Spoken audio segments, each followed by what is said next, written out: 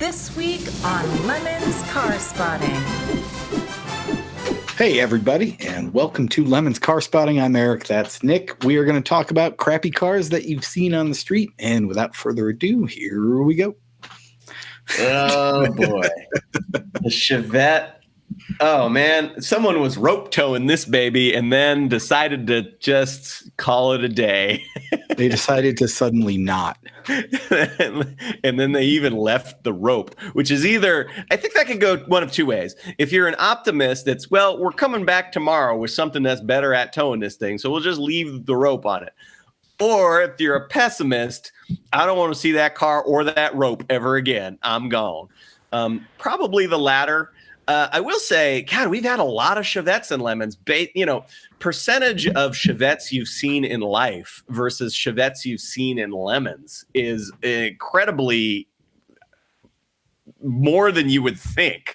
Like the number of Chevettes I've seen just in general, like at least half of them have been ones in Lemons over the last 10 years. And I think that's a credit to all you Lemons racers out there. You guys have the idea. Yeah, totally. And in the comments, tell us what is towing this thing or what was.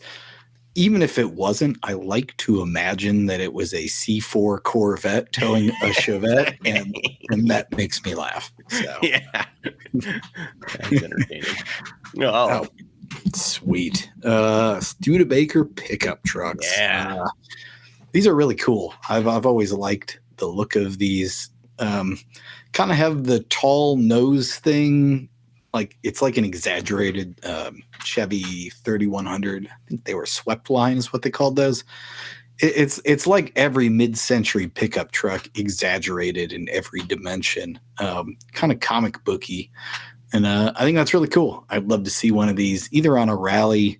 It might be a little heavy on the frame and heavy in general for Lemons racing, but either way, super cool things. Would love, and if you're going to race a Studebaker Hawk, for example, this would be a fine tow vehicle for that. You know, of all of the sort of 60s American car manufacturers that are no longer with us, Studebaker, Rambler, AMC, Chrysler. I am now hearing that Chrysler is technically still in business, but you understand my meaning. They, in a lot of ways, were the most fun and the coolest. And it kind of, I mean, that probably is a commentary on the American car buying public is we don't want the most fun or the coolest, which is why everybody now drives the crossover SUV. But it's really a shame because Studebaker was neat. Yeah. As evidenced by these trucks. Yep. Wow.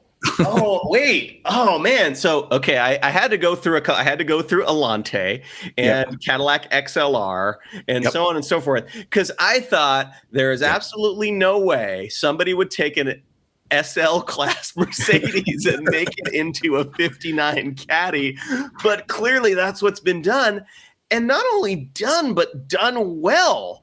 I mean, this person nailed it, and you know. Obviously, based on the car, and you know, not to. I don't mean this in a critical or any kind of way where you know I'm making fun of somebody. But you got to be 136 years old to think up something like this, which is explains the car and the parking space. But anyway, I think that it's amazing, and wow, I would change very little on this. Yep, no notes on this one either. It's we're also seeing this from 20 feet away. By the way, Schnuckel QQQ, seeing this in scenic Buffalo, Wyoming, which, I don't even know where that is, but this is obviously the coolest car in Buffalo, Wyoming. No offense to the original poster. The Continental kit, the pontoon fenders extending beyond the bumper, and of course the fins. Kind of flawlessly executed too. So good, man. It's the ultimate coot mobile. It's got 50s style. It's got 80s Mercedes in it. I mean, it's got white Vogue tires. It's got the whole thing going. Man, God, imagine this on a set of Houston Swangers. Oh boy. Amazing. Shut it down. Well, speaking of Mercedes, this is the gigantic camper truck, I guess. Obviously too big for Lemons Racing, but man, if you rolled into the paddock with this thing, everybody would stop what they were doing to gawk at it. It looks like it's been modified with half of a truck cab on it, and it's kind of got a homemade camper thing going on.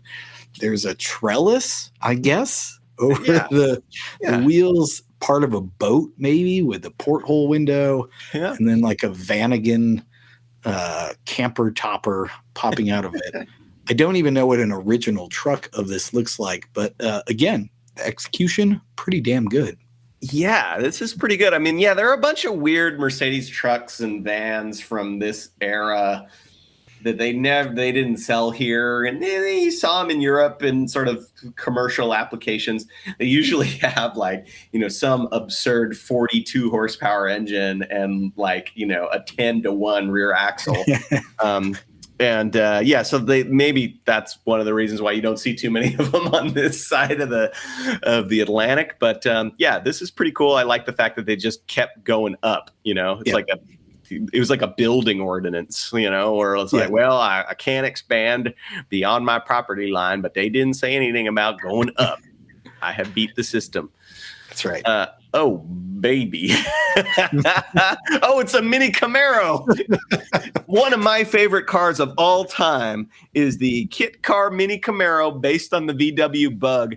Now, not to criticize the photography, but the real angle on this thing is the side, because you can see how short these things are. It is so amazing. I mean, it's like the original Disneyland Autopia car come to life. My dream, how when billionaires get to be billionaires and they have zero originality and they buy, whatever the modern, most expensive Bentley or Ferrari or whatever it is, like in their private jet.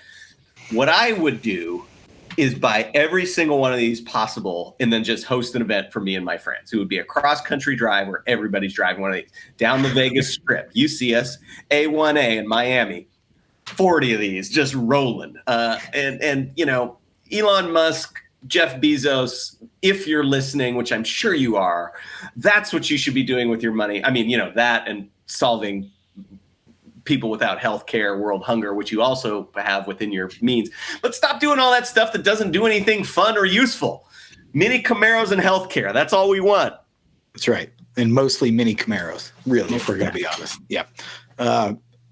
You could throw some laser 917s in there for good measure. That was my previous favorite car of all time before I discovered the existence of the Mini Camaro. So yes, I agree. Yeah. I think this is an 80s Geo. I don't know which one.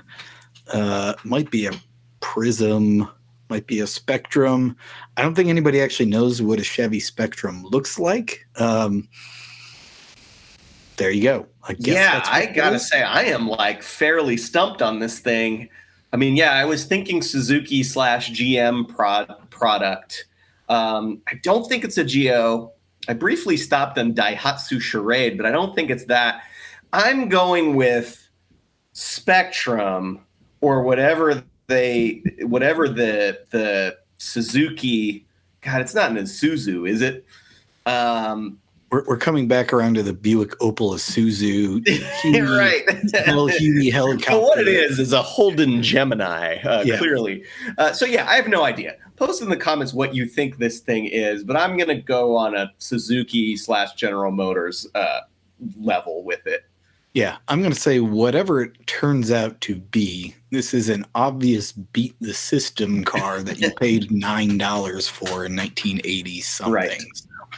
So, and it still exists. So, Backroads of Eastern Washington, fairly logical place for one of these to still exist. Yep. All right, I've got the hoopties for this week. The quality was pretty high. I mean, you could say that some of these are hoopty because they're weird and obscure, but I don't know. I think that the only one that really fits the bill of a true hoopty is the car abandoned with its rope. with maybe or maybe not intentions of returning. And like we said, as many people have turned this into Lemon's car, unlike certain other cars that we see a lot of, we aren't tired of it. If you want to bring another one, go for it. So this would be your starting point for that. Yeah, fantastic. I'm also going to kind of guess that the entire front valence was ripped off during the tow at some point. Maybe it was independently removed, but it looks like it broke underneath the headlight there. So I'm just going to call that a towing incident. For the Lemons build, boy, unfortunately, half of these probably aren't qualified for Lemons for various reasons. Kit cars, boy, I feel like we would work with someone really hard if they wanted to race a mini Camaro. I mean, that thing is hella sweet. Whatever the system beating car, obviously great for Lemons, IOE contender. But I got to go with the straight style. You would own the paddock rolling in with this thing. Everybody would move out of your way on track. Spectacular. One of the coolest things in the entire universe. And I feel no shame saying it. I was going to be upset if you didn't pick the thing because it's just so great. I mean, it's really hard. And I think the Mini Camaro does achieve this too, but it's really hard to hit that balance of, wow, that's dumb. And wow, that's actually pretty good. The way that this car does. And I mean, combine that with being on a racetrack and you're just the king of the world. Yep. Yeah. I mean, I think that car, if you put a roll cage in it, I think you would take a trophy home from literally every race. It's the greatest thing that's ever been built. Yeah. Yeah. Well, that'll do it for this week on Lemon's Car Spotting. Keep tagging your photos on Instagram. If you see something like this, by all means, take a photo and tag it. So until next Thursday, stay out there and stay spotting cars. Oh, man. Thing is, you could make this. I mean, this one is well done, but if you wanted to do something like this yourself, you could.